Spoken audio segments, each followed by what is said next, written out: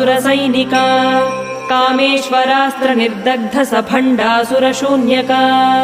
ब्रह्मोपेन्द्र महेन्द्रादिदेव संस्तुत वैभव हर नेत्राग्निसन्दग्ध काम सञ्जीवनौषधिः श्रीमद्वाग्भवकूटैक स्वरूप मुख पङ्कज कण्ठाधः कटिपर्यन्त मध्यकूटस्वरूपिणी शक्तिकूटैकतापन्न कट्यधोभागधारिणी